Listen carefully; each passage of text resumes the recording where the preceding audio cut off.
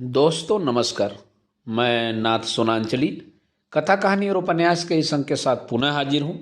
दोस्तों इस समय हम लोग सुन रहे हैं प्रेमचंद की लिखी हुई कुछ श्रेष्ठ कहानियों का वाचन। इस कड़ी में आज लीजिए सुनिए प्रेमचंद की लिखी हुई कहानी स्वामिनी का वाचन मेरे अर्थात नाथ सोनांचली के स्वर में।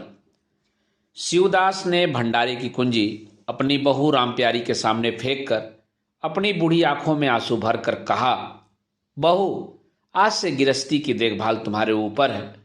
मेरा सुख भगवान से नहीं देखा गया, नहीं तो क्या जवान बेटे को यूं छीन लेते।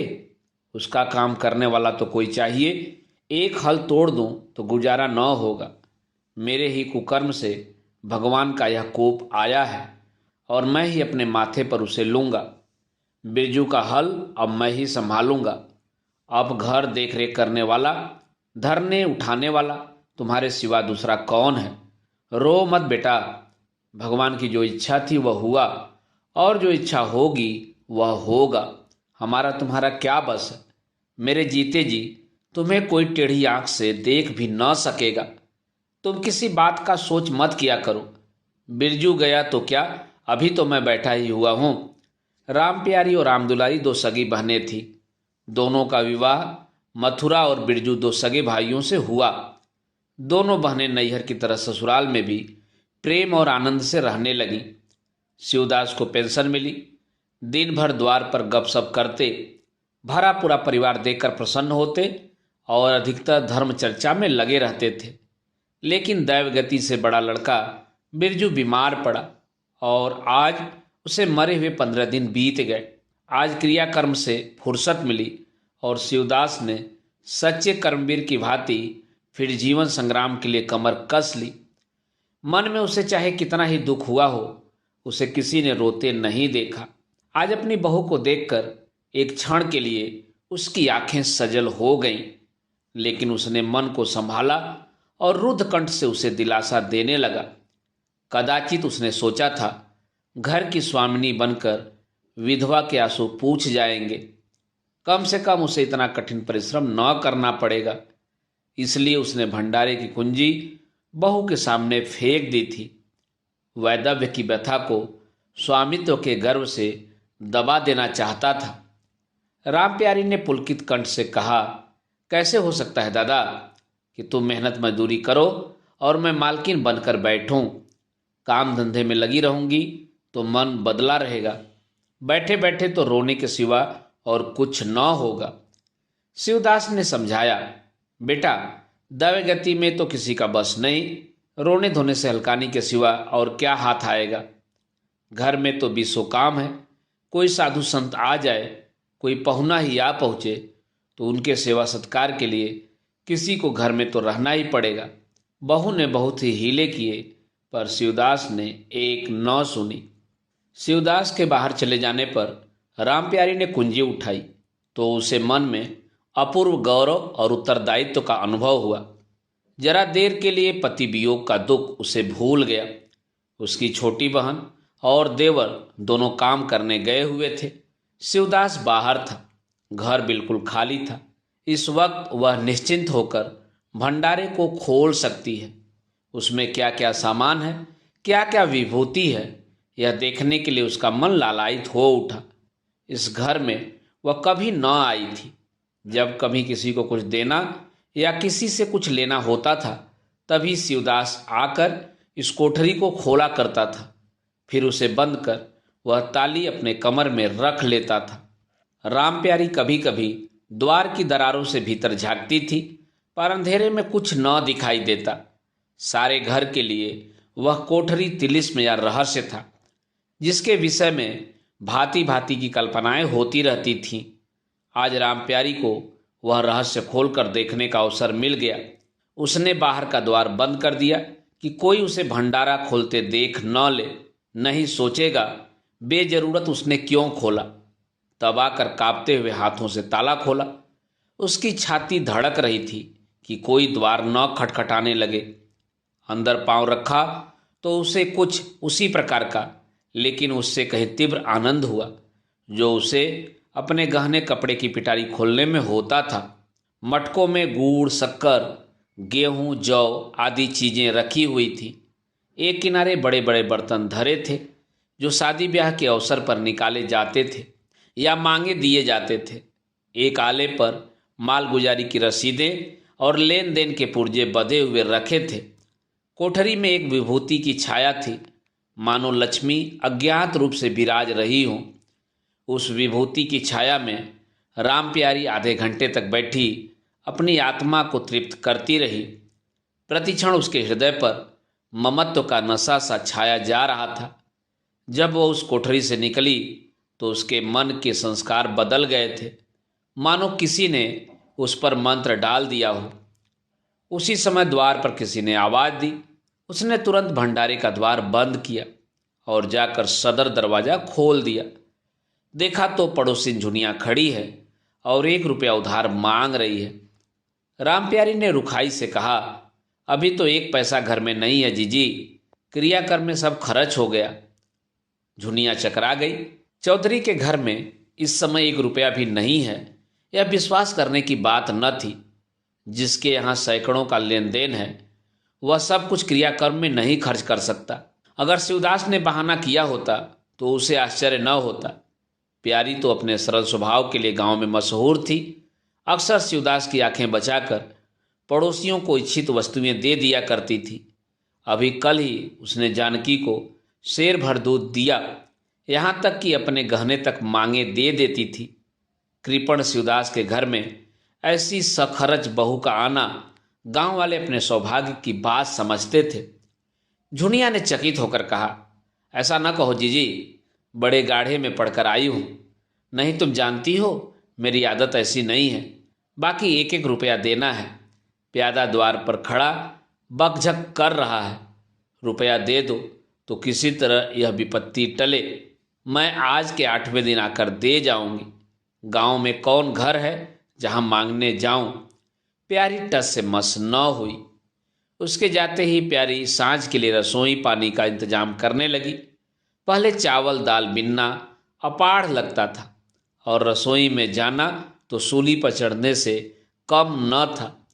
कुछ देर बहनों में झाँव झाँव होती, तब शिवदास आकर कहते कि आज रसोई न बनेगी, तो 2 में से 1 उठती और मोटे मोटे टिक्कड़ लगाकर रख देती, मानो बैलों का रातिब हो। आज प्यारी तन मन से रसोई के प्रबंध में लगी हुई है। वह अब घर की स्वामिनी है। तब उसने बाहर निकलकर देखा कितना कूड़ा करकट पड़ा हुआ है। बूढ़ो दिन भर मक्खी मारा करते हैं, इतना भी नहीं होता कि जरा झाड़ू ही लगा दें। अब क्या इनसे इतना भी न होगा। द्वार चिकना होना चाहिए कि देखकर आदमी का मन प्रसन्न हो जाए, यह नहीं कि उपकाई आने लगे। अभी कह दूं तो तिनक उठें। अच्छा, मुन्नी नाद से अलग क्यों खड़ी है? उसने मुन्नी के पास जाकर नाद में झांका। दुर्गंध आ रही थी। ठीक मालूम होता है महीनों से पानी ही नहीं बदला गया।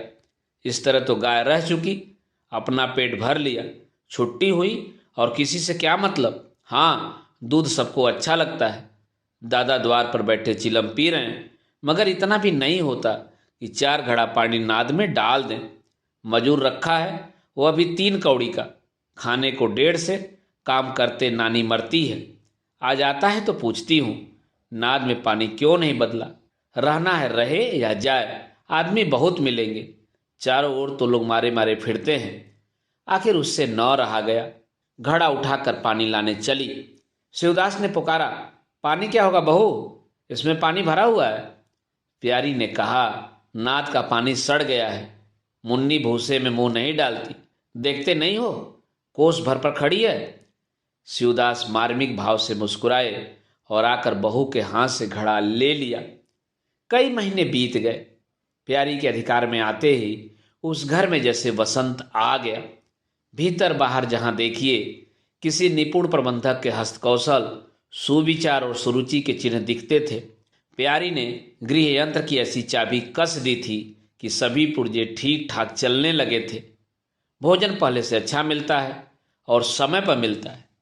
दूध ज़्यादा होता है, घी ज़्यादा होता है और काम ज़्यादा होता है। प्यारी न खुद विश्राम लेती है, न दूसरों को विश्राम लेने देती है। घर में ऐसी बरकत आ गई है कि जो चीज मांगो घर में ही निकल आती है। आदमी से लेकर जानवर तक सभी स्वस्थ दिखाई देते हैं। अब वह पहले की सी दशा नहीं है कि कोई चिथड़े लपेटे घूम रहा है, किसी को गहने की धुन सवार है। हाँ, अगर कोई रुग्ण और चिंतित तथा मलिन वेश में है तो वह प्यारी है, फिर भी सारा घर उससे जलता है। यहाँ तक कि बूढ़े शिवदास भी कभी कभी उसकी बदगोई करते हैं। किसी को पहर रात रहे उठना अच्छा नहीं लगता, मेहनत से सभी जी चुराते हैं, फिर भी यह मानते हैं कि प्यारी न हो तो घर का काम न चले। और तो और दोनों बहनों में भी अब उतना अपनापन नहीं है। प्रातःकाल का समय था। दुलारी ने हाथों के कड़े लाकर प्यारी के सामने पटक दिए और घुन्नाई हुई बोली, लेकर इसे भी भंडारे में बंद कर दो। प्यारी ने कड़े उठा लिए और कोमल स्वर से कहा, कह तो दिया, हाथ में रुपए आने दे, बनवा दूंगी। अभी ऐसा घिस नहीं गया है कि आज ही उतार कर फेंक दिया जाए। दुलारी लड़ने को तैयार होकर आई थी। बोली, तेरे हाथ में काहे को कभी रुपए आएंगे और काहे को कड़े बनेंगे? जोड़ तोड़ रखने में मजा आता है ना। प्यारी ने हंसकर कहा, जोड़ तोड़ रखती हूं तो तेरे ही लिए कि मेरा कोई और बैठा हुआ है कि मैं सबसे ज्यादा खा पहन लेती हूं। मेरा अनंत कब का टूटा पड़ा है। दुलारी, तुम न खाओ न पहनो, जस तो पाती हो। यहाँ खाने पहनने के सिवा और क्या है? मैं तुम्हारा हिसाब किताब नहीं जानती। मेरे कड़े आज बनने को भेज दो। प्यारी ने सरल विनोद के भाव से पूछा, रुपए न हो तो कहाँ से लाऊं? दुलारी ने उदंडता के साथ कहा, मुझे इससे कोई मतलब नहीं, मैं तो कड़े चाहती हूं। इसी तरह घर के सब आदमी अपने अपने अवसर पर प्यारी को दो चार खोटी खरी सुना जाते थे और वह गरीब सबकी धौस हंस कर सहती थी। स्वामिनी का यह धर्म है कि सबकी धौस सुन ले और करे वही जिसमें घर का कल्याण हो। स्वामित्व के कवच पर धौस, ताने, धमकी किसी का असर न होता। उसकी स्वामिनी की कल्पना इन आघातों से और भी स्वस्थ होती थी। वह गृहस्थी की संचालिका है। सभी अपने अपने दुख उसी के सामने रोते हैं, पर जो कुछ वह करती है वही होता है। इतना उसे प्रसन्न करने के लिए काफी था। गांव में प्यारी की सराहना होती थी। चाहती तो सगाई करके चैन से रहती, इस घर के पीछे अपने को मिटाए देती है। कभी किसी से हंसती बोलती भी नहीं, जैसे काया पलट हो गई। कई दिन बाद दुलारी के कड़े बनकर आ गए। प्यारी खुद सुनार के घर दौड़ दौड़ गई। संध्या हो गई थी। दुलारी और मथुरा हाट से लौटे। प्यारी ने नए कड़े दुलारी को दिए। दुलारी निहाल हो गई। चटपट कड़े पहने और दौड़ी हुई बरोठे में जाकर मथुरा को दिखाने लगी।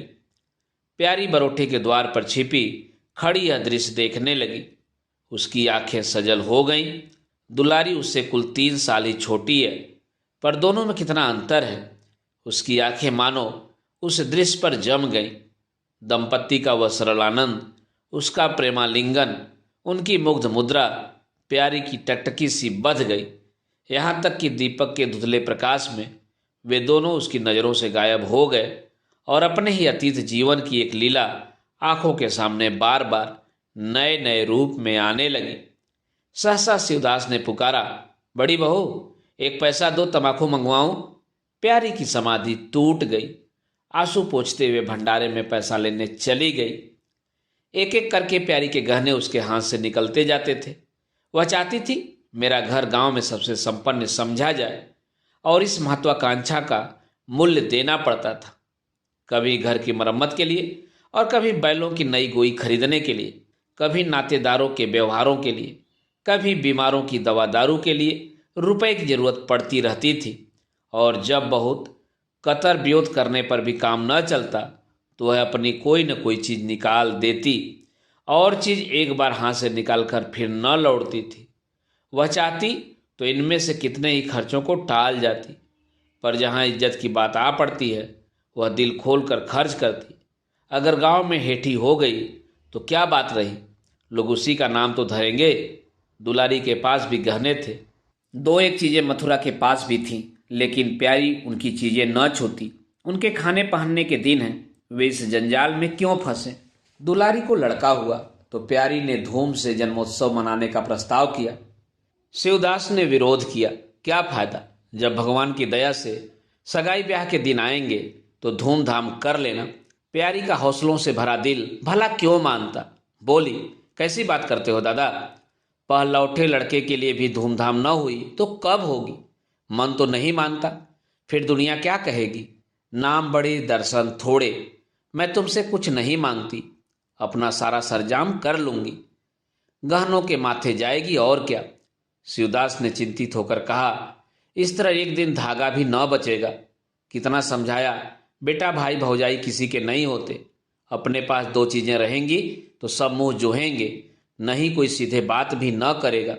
प्यारी ने ऐसा मुंह बनाया मानो वह ऐसी बूढ़ी बातें बहुत सुन चुकी है, और बोली, जो अपने हैं वे भी न पूछें तो भी अपने ही रहते हैं। मेरा धर्म मेरे साथ है, उनका धर्म उनके साथ है। मर जाऊंगी तो क्या छाती पर लाद कर ले जाऊंगी। धूमधाम से जन्मोत्सव मनाया गया। बरही के दिन सारी बिरादरी का भोज हुआ। लोग खा पी कर चले गए। प्यारी दिन भर की थकी मादी आंगन में एक टाट का टुकड़ा बिछाकर कमर सीधी करने लगी। आंखें झपक गईं। मथुरा उसी वक्त घर में आया। नवजात पुत्र को देखने के लिए उसका चित्त व्याकुल हो रहा था। दुलारी सौरगिरी से निकल चुकी थी। गर्भावस्था में उसकी देह क्षीण हो गई थी, मुंह भी उतर गया था, पर आज स्वस्थता की लालिमा मुख पर छाई हुई थी। सौर के संयम और पौष्टिक भोजन ने देह को चिकना कर दिया था।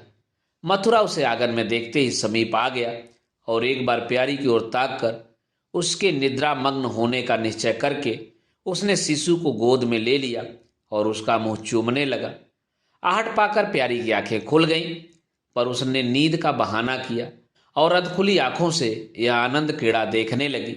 माता और पिता दोनों बारी बारी से बालक को चूमते, गले लगाते और उसके मुख को निहारते थे। कितना स्वर्गीय आनंद था।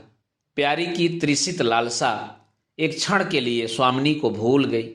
जैसे लगाम से मुखबद्ध, बोझ से लदा हुआ, हाँकने वाले के चाबुक से पीड़ित, दौड़ते दौड़ते बेदम तुरंग हिनहनाने की आवाज़ सुनकर कनौतियाँ खड़ी कर लेता है और परिस्थिति को भूलकर एक दबी हुई हिनहनाहट से उसका जवाब देता है। कुछ वही दशा प्यारी की हुई। उसका मातृत्व जो पिंजरे में बंद मूक निश्चेष्ट पड़ा हुआ था, समीप से आने वाली मातृत्व की चहकार सुनकर जैसे जाग पड़ा और चिंताओं के उस पिंजरे से निकलने के लिए पंख फड़फड़ाने लगा। मथुरा ने कहा, यह मेरा लड़का है। दुलारी ने बालक को गोद में चिपटा कर कहा, हाँ क्यों नहीं, तुम्ही ने तो 9 महीने पेट में रखा है, सासत तो मेरी हुई, बाप कहलाने के लिए तुम कूद पड़े। मथुरा, मेरा लड़का न होता तो मेरी सूरत का क्यों होता। चेहरा मोहरा रंग रूप सब मेरा ही सा है कि नहीं। दुलारी, इससे क्या होता है, बीज बनिए के घर से आता है, खेत किसान का होता है, उपज बनिए की नहीं होती, किसान की होती है। मथुरा, बातों में तुमसे कोई न जीतेगा।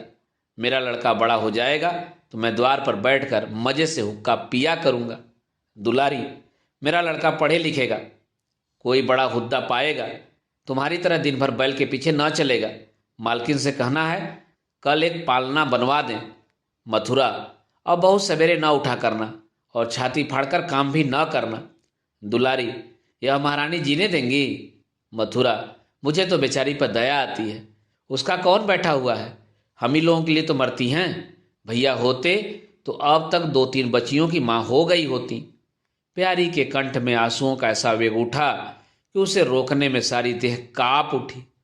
अपना वंचित जीवन उसे मरुस्थल सा लगा, जिसकी सूखी रेत पर वह हरा भरा बाग लगाने की निष्फल चेष्टा कर रही थी। कुछ दिनों के बाद शिवदास भी मर गया। उधर दुलारी के 2 बच्चे और हुए। वह भी अधिकतर बच्चों के लालन पालन में व्यस्त रहने लगी। खेती का काम मजदूरों पर आ पड़ा। मथुरा मजदूर तो अच्छा था, संचालक अच्छा न था। उसे स्वतंत्र रूप से काम लेने का कभी अवसर न मिला। खुद पहले भाई की निगरानी में काम करता रहा, बाद को बाप की निगरानी में काम करने लगा। खेती का तार भी न जानता था। वही मजदूर उसके यहाँ टिकते थे जो मेहनत नहीं खुशामद करने में कुशल होते थे। इसलिए प्यारी को अब दिन में 2-4 चक्कर हार के भी लगाना पड़ता। कहने को वह अब भी मालकिन थी, पर वास्तव में घर भर की सेविका थी। मजूर भी उससे त्योरियां बदलते, जमींदार का प्यादा भी उसी पर धौस जमाता। भोजन में भी किफायत करनी पड़ती। लड़कों को तो जितनी बार मांगे उतनी बार कुछ न कुछ चाहिए। दुलारी तो लड़कौरी थी, उसे भरपूर भोजन चाहिए। मथुरा घर का सरदार था, उसके इस अधिकार को कौन छीन सकता था। मजूर भला क्यों रियायत करने लगे थे। सारी कसर प्यारी पर निकलती थी। वही एक फालतू चीज थी, अगर आधा पेट खाए तो किसी को हानि न हो सकती थी। 30 वर्ष की अवस्था में उसके बाल पक गए, कमर झुक गई, आंखों की जोत कम हो गई, मगर वह प्रसन्न थी। स्वामित्व का गौरव इन सारे जख्मों पर मरहम का काम करता था। एक दिन मथुरा ने कहा, भाभी अब तो कहीं परदेश जाने का जी होता है। यहाँ तो कमाई में बरकत नहीं होती, किसी तरह पेट की रोटी चल जाती है, वह भी रोध होकर। कई आदमी पूरब से आए हैं, वे कहते हैं वहाँ 2-3 रुपए रोज की मजदूरी हो जाती है, 4-5 साल भी रह गया तो माला माल हो जाऊंगा। अब आगे लड़के बाले हुए, इनके लिए कुछ तो करना ही चाहिए। दुलारी ने समर्थन किया, हाथ में 4 पैसे होंगे, लड़कों को पढ़ाएंगे लिखाएंगे। हमारी तो किसी तरह कट गई, लड़कों को तो आदमी बनाना है। प्यारी यह प्रस्ताव सुनकर अवाक रह गई, उनका मुंह ताकने लगी। इसके पहले इस तरह की बातचीत कभी न हुई थी। यह धुन कैसे सवार हो गई, उसे संदेह हुआ। शायद मेरे कारण यह भावना उत्पन्न हुई। बोली, मैं तो जाने को न कहूंगी, आगे जैसी इच्छा हो। लड़कों को पढ़ाने लिखाने के लिए यहाँ भी तो मदरसा है, फिर क्या नित्य यहीं दिन बने रहेंगे। 2-3 साल भी खेती बन गई तो सब कुछ हो जाएगा। मथुरा, इतने दिन खेती करते हो गए, जब अब तक न बनी तो अब क्या बन जाएगी। इस तरह एक दिन चल देंगे, मन की मन में रह जाएगी। फिर अब पौरुख भी तो थक रहा है, यह खेती कौन संभालेगा। लड़कों को मैं चक्की में जोत कर उनकी जिंदगी नहीं खराब करना चाहता। प्यारी ने आंखों में आंसू लाकर कहा, भैया घर पर जब तक आधी मिले सारी के लिए न धावना चाहिए। अगर मेरी ओर से कोई बात हो तो अपना घर बार अपने हाथ में करो, मुझे एक टुकड़ा दे देना, पड़ी रहूंगी। मथुरा आद्र कंठ होकर बोला, भाभी यह तुम क्या कहती हो। तुम्हारे ही संभाले यह घर अब तक चला है, नहीं रसातल में चला गया होता। इस गृहस्थी के पीछे तुमने अपने को मिट्टी में मिला दिया, अपनी देह घुला डाली। मैं अंधा नहीं हूं, सब कुछ समझता हूं। हम लोगों को जाने दो, भगवान ने चाहा तो घर फिर संभल जाएगा। तुम्हारे लिए हम बराबर खर्च बरच भेजते रहेंगे। प्यारी ने कहा, जो ऐसा ही है तो तुम चले जाओ, बाल बच्चों को कहाँ कहाँ बांधे फिरोगे। दुलारी बोली, यह कैसे हो सकता है बहन, यहाँ देहात में लड़के क्या पढ़ेंगे लिखेंगे। बच्चों के बिना इनका जी भी वहाँ न लगेगा। दौड़ दौड़ कर घर आएंगे और सारी कमाई रेल खा जाएगी। परदेश में अकेले जितना खर्चा होगा उतने में सारा घर आराम से रहेगा। प्यारी बोली, तो मैं भी यहाँ रहकर क्या करूँगी, मुझे भी लेते चलो। दुलारी उसे साथ ले चलने को तैयार न थी। कुछ दिन जीवन का आनंद उठाना चाहती थी। अगर प्रदेश में भी वह बंधन रहा तो जाने से फायदा ही क्या। बोली, बहन तुम चलती तो क्या बात थी, लेकिन फिर यहाँ का कारोबार तो चौपट हो जाएगा। तुम तो कुछ न कुछ देखभाल करती ही रहोगी। प्रस्थान की तिथि के एक दिन पहले ही राम प्यारी ने रात भर जागकर हलवा और पूरियां पकाई। जब से इस घर में आई कभी एक दिन के लिए अकेले रहने का अवसर नहीं आया। दोनों बहनें सदा साथ रहीं। आज उस भयंकर अवसर को सामने आते देखकर प्यारी का दिल बैठा जाता था। वह देखती थी मथुरा प्रसन्न है, बाल बिंद यात्रा के आनंद में खाना पीना तक भूले हुए हैं, तो उसके जी में आता वह भी इसी भांति निर्द्वंद रहे, मोह और ममता को पैरों से कुचल डाले। किंतु वह ममता जिस खाद्य को खा खा कर पली थी, उसे अपने सामने से हटाए जाते देखकर क्षुब्ध होने से न रुकती थी। दुलारी तो इस तरह निश्चिंत होकर बैठी थी मानो कोई मेला देखने जा रही है। नई नई चीजों को देखने, नई दुनिया में विचरने की उत्सुकता ने उसे क्रिया शून्य सा कर दिया था। प्यारी के सिरे सारे प्रबंध का भार था। धोबी के घर से सब कपड़े आए हैं या नहीं, कौन कौन से बर्तन साथ जाएंगे, सफर खर्च के लिए कितने रुपए की जरूरत होगी। एक बच्चे को खांसी आ रही थी, दूसरे को कई दिन से दस्त आ रहे थे। उन दोनों की औषधियों को पीसना कुटना आदि सैकड़ों ही काम व्यस्त किए हुए थे। लड़कोरी न होकर भी वह बच्चों के लालन पोषण में दुलारी से कुशल थी।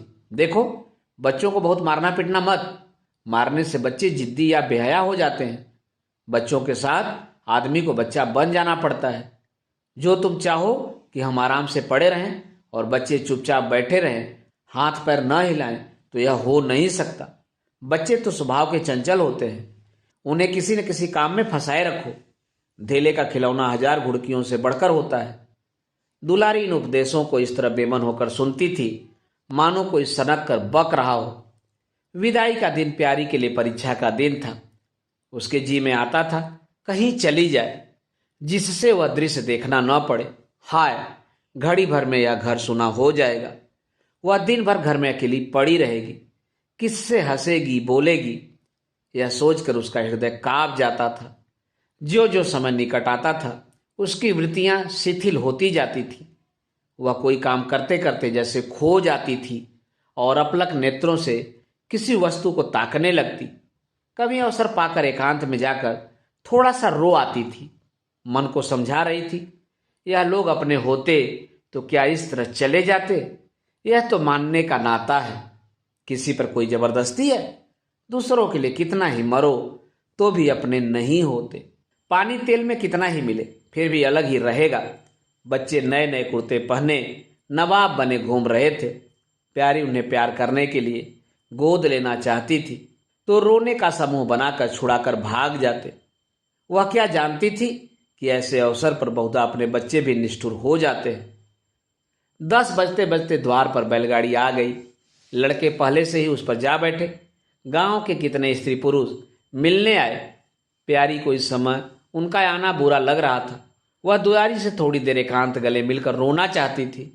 मथुरा से हाथ जोड़कर कहना चाहती थी, मेरी खोज खबर लेते रहना, तुम्हारे सिवा मेरा संसार में कौन है। लेकिन इस भब्बड़ में उसको इन बातों का मौका न मिला। मथुरा और दुलारी दोनों गाड़ी में जा बैठे और प्यारी द्वार पर रोती खड़ी रह गई।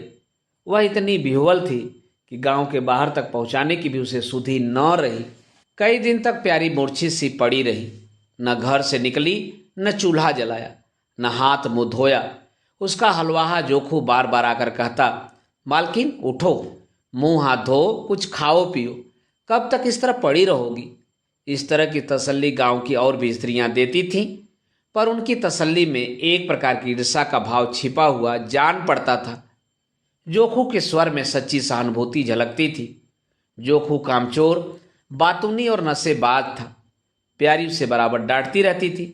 2-1 बार उसे निकाल भी चुकी थी, पर मथुरा के आग्रह से फिर रख लिया था। आज भी जोखू की सहानुभूति भरी बातें सुनकर प्यारी झुझलाती, यह काम करने क्यों नहीं जाता, यहाँ मेरे पीछे क्यों पड़ा हुआ है। मगर उसे झिड़क देने को जी न चाहता था। उसे उस समय सहानुभूति की भूख थी। फल कांटेदार वृक्ष से भी मिले तो क्या उन्हें छोड़ दिया जाता है। धीरे धीरे क्षोभ का वेग कम हुआ। जीवन के व्यापार होने लगे। अब खेती का सारा भार प्यारी पर था। लोगों ने सलाह दी, एक हल तोड़ दो और खेतों को उठा दो, पर प्यारी का गर्व यूं ढोल बजाकर अपनी पराजय स्वीकार न करना था। सारे काम पूर्ववत चलने लगे। उधर मथुरा के चिट्ठी पत्री न भेजने से उसके अभिमान को और भी उत्तेजना मिली। वह समझता है मैं उसके आश्रय बैठी हूं। उसकी चिट्ठी भेजने से मुझे कोई निधि न मिल जाती थी। उसे अगर मेरी चिंता नहीं है तो मैं कब उसकी परवाह करती हूं। घर में तो अब विशेष काम रहा नहीं। प्यारी सारे दिन खेतीबाड़ी के कामों में लगी रहती। खरबूजे बोए थे, वह खूब फले और खूब बिके। पहले सारा दूध घर में खर्च हो जाता था, अब बिकने लगा। प्यारी की मनोवृत्तियों में भी एक विचित्र परिवर्तन आ गया। वह अब साफ कपड़े पहनती, मांग चोटी की ओर से भी उतना उदासीन न थी। आभूषणों में भी रुचि हुई। रुपए हाथ में आते ही उसने अपने गिरवी गहने छुड़ाए और भोजन भी संयम से करने लगी। सागर पहले खेतों को सींचकर खुद खाली हो जाता था, अब निकास की नालियां बंद हो गई थी।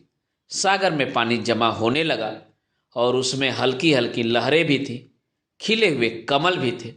एक दिन जोखू खेत से लौटा तो अंधेरा हो गया था। प्यारी ने पूछा, अब तक वहां क्या करता रहा। जोखू ने कहा, 4 क्यारियां बच रही थी, मैंने सोचा 10 मोट और खींच दूं, कल का झंझट कौन रखे। जोखू अब कुछ दिनों से काम में मन लगाने लगा था। जब तक मालिक उसके सिर पर सवार रहते थे वह हिले बहाने करता था। अब सब कुछ उसके हाथ में था। प्यारी सारे दिन खेत में थोड़ी ही रह सकती थी, इसलिए अब उसमें जिम्मेदारी आ गई थी। प्यारी ने लोटे का पानी रखते हुए कहा, अच्छा हाथ मुंह धो डालो। आदमी जान रखकर काम करता है, हाय हाय करने से कुछ नहीं होता। खेत आज न होते कल होते, क्या जल्दी थी। जोखू ने समझा प्यारी बिगड़ रही है। उसने तो अपनी समझ में कारगुजारी की थी और समझा था तारीफ होगी, यहाँ आलोचना हुई। चिढ़कर बोला, मालकिन दाहिने बाएं दोनों ओर चलती हो, जो बात नहीं समझती हो उसमें क्यों कूदती हो। कल के लिए तो उचवा के खेत पड़े सूख रहे हैं, आज बड़ी मुश्किल से कुआं खाली हुआ था। सवेरे मैं पहुंचता तो कोई और आकर न छेक लेता, फिर अठवारे तक राह देखनी पड़ती, तब तक तो सारी ऊख विदा हो जाती। प्यारी उसकी सरलता पर हंसकर बोली, अरे तो मैं तुझे कुछ कह थोड़ी रही हूं पागल। मैं तो नहीं कहती कि जान रख कर काम कर, कहीं बीमार पड़ गया तो लेने के देने पड़ जाएंगे। जोखू, कौन बीमार पड़ जाएगा? मैं 20 साल में कभी सिर तक तो दुखा नहीं, आगे की नहीं जानता। कहो रात भर काम करता रहूं। प्यारी, मैं क्या जानूं, तुम ही अंतरे दिन बैठे रहते थे और पूछा जाता था तो कहते थे ज्वार आ गया है, पेट में दर्द था। जोखू झेपता हुआ बोला, वह बातें जब थी जब मालिक लोग चाहते थे कि इसे पीस डाले, अब तो जानता हूं मेरे ही माथे है, मैं ना करूंगा तो सब चौपट हो जाएगा। प्यारी, मैं क्या देखभाल नहीं करती? जोखू, तुम बहुत करोगी, 2 बेर चली जाओगी, सारे दिन तुम वहां बैठी नहीं रह सकती। प्यारी को उसके निष्कपट व्यवहार ने मुग्ध कर दिया। बोली, तो इतनी रात गए चूल्हा जलाओगे, कोई सगाई क्यों नहीं कर लेते? जोखू ने मुंह धोते हुए कहा, तुम भी खूब कहती हो मालकिन, अपने पेट भर को होता नहीं, सगाई कर लो। 1.25 सेर खाता हूं, 1 जून पूरा 1.25 सेर, दोनों जून के लिए 2 सेर चाहिए। प्यारी, अच्छा आज मेरी रसोई में खाओ, देखो कितना खाते हो। जोखू ने पुलकित होकर कहा, नहीं मालकिन, तुम बनाते बनाते थक जाओगी। हाँ, आध आध सेर के 2 रोटी बनाकर खिला दो तो खा लूंगा। मैं तो यही करता हूं, बस आटा सान कर 2 लिट्टी बना लेता हूं और उपले पर सेक लेता हूं, कभी मट्ठे से, कभी नमक से, कभी प्याज से खा लेता हूं और आकर पड़ा रहता हूं। प्यारी, मैं तुम्हें आज फुलके खिलाऊंगी। जोखू, तब तो सारी रात खाते ही बीत जाएगी। प्यारी, बको मत, चटपट आकर बैठ जाओ। जोखू, जरा बैलों को सानी पानी देता तो आऊं, तो बैठो। दोस्तों, यहाँ पर एक शब्द आया है फुलके। फुलके का मतलब पतली पतली रोटियां। आगे बढ़ते हैं वाचन के क्रम में। जोखू और प्यारी में ठनी हुई थी। प्यारी ने कहा, मैं कहती हूं धान रोपने की कोई जरूरत नहीं, झड़ी लग जाए तो खेत डूब जाए, बरखा बंद हो जाए तो खेत सूख जाए, जुआर बाजरा सन अरहर सब तो हैं ही, धान न सही। जोखू ने अपने विशाल कंधे पर फावड़ा रखते हुए कहा, जब सबका होगा तो मेरा भी होगा, सबका डूब जाएगा तो मेरा भी डूब जाएगा। मैं क्यों किसी से पीछे रहूं? बाबा के जमाने में 5 बीघा से कम नहीं रोपा जाता था।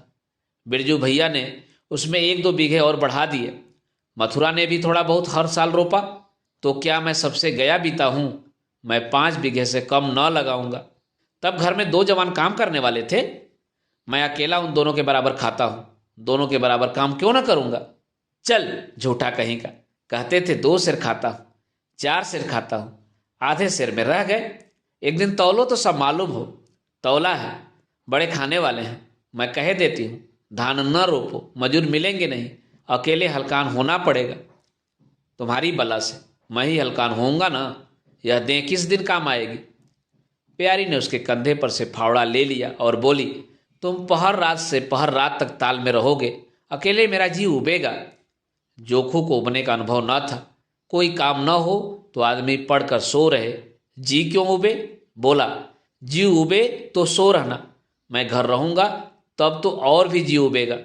मैं खाली बैठता हूं तो बार बार खाने की सूझती है, बातों में देर हो रही है और बादल घिरे आते हैं। प्यारी ने कहा, अच्छा कल से जाना, आज बैठो। जोखू ने मानो बंधन में पड़कर कहा, अच्छा बैठ गया, कहो क्या कहती हो।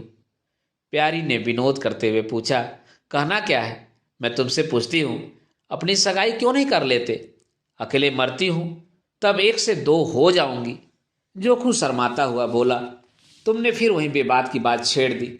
मालकिन, किससे सगाई कर लूं यहाँ? ऐसी मेहरिया लेकर क्या करूंगा जो गहनों के लिए मेरी जान खाती रहे? प्यारी, यह तो तुमने बड़ी कड़ी शर्त लगाई। ऐसी औरत कहाँ मिलेगी जो गहने भी न चाहे? जोखू, यह मैं थोड़े ही कहता हूं कि वह गहने न चाहे, हाँ मेरी जान न खाए। तुमने तो कभी गहनों के लिए हठ न किया, बल्कि अपने सारे गहने दूसरों के ऊपर लगा दिए। प्यारी के कपोलों पर हल्का सा रंग आ गया। बोली, अच्छा और क्या चाहते हो? जोखू, मैं कहने लगूंगा तो बिगड़ जाओगी। प्यारी की आंखों में लज्जा की एक रेखा नजर आई। बोली, बिगड़ने की बात कहोगे तो जरूर बिगड़ूंगी। जोखू, तो मैं ना कहूंगा। प्यारी ने उसे पीछे की ओर ठेलते हुए कहा, कहोगे कैसे नहीं, मैं कहला के छोड़ूंगी। जोखू, मैं चाहता हूं कि वह तुम्हारी तरह हो, ऐसी गंभीर हो, ऐसी ही बातचीत में चतुर हो, ऐसा ही अच्छा पकाती हो, ऐसी ही किफायती हो, ऐसी ही हंसमुख हो। बस ऐसी औरत मिलेगी तो करूंगा, नहीं इसी तरह पड़ा रहूंगा। प्यारी का मुख लज्जा से आसक्त हो गया। उसने पीछे हटकर कहा, तुम बड़े नटखट हो। हंसी हंसी में सब कुछ कह गए। दोस्तों, अभी आप सुन रहे थे प्रेमचंद की लिखी हुई कहानी स्वामिनी का वाचन मेरे अर्थात नाथ स्वरांजलि के स्वर में। दोस्तों, आपको यह कहानी कैसी लगी? अपनी प्रतिक्रिया कमेंट बॉक्स में लिखकर अवश्य दीजिएगा। और भी किस्से, कहानी और उपन्यास सुनने के लिए आप मेरे साथ कथा कहानी और उपन्यास के साथ जुड़े रहें। धन्यवाद। नमस्कार।